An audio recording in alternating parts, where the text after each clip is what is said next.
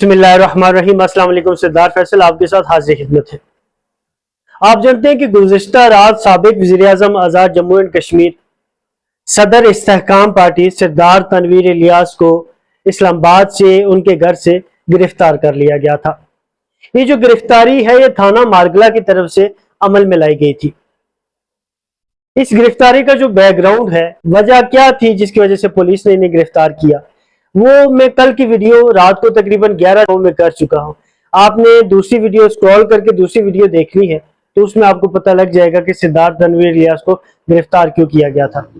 لیکن آج کے دن عدالت کے اندر کیا ہوا، ساری چیزیں میں آپ کے سامنے پیش کروں گا۔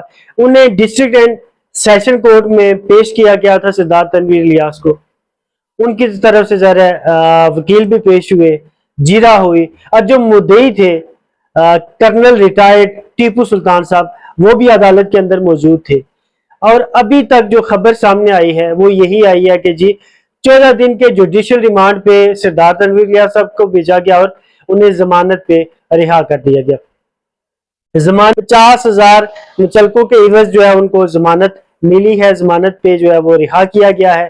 اور اس میں ایک اور اہم چیز یہ ہے کہ جو مدعی ٹیپو سلطان صاحب، کرنل ریٹائرڈ ٹیپو سلطان صاحب، جنہوں نے FIR کروائی تھی گزشتہ مہینے کی 30 تاریخ کو سردار تنویر الیاس کے خلاف، انہوں نے کہا کہ اس کیس کو وہ مزید آگے کنٹینیو نہیں کرنا چاہتے، اور دونوں کے درمیان جو ہے سردار تنویر الیاس کے درمیان اور مدعی کے درمیان جو ہے وہ صلح نامہ ہو چکا ہے، اس پہ دستخط جو ہے وہ ہو چکے ہیں۔ تو یہ آج کے پورے کیس کی جو ہے ڈیولپمنٹ ہوئی ہے، سردار تنویر الیاس کو 50,000 مچلکوں کے عوض جو ہے وہ ضمانت مل چکی ہے۔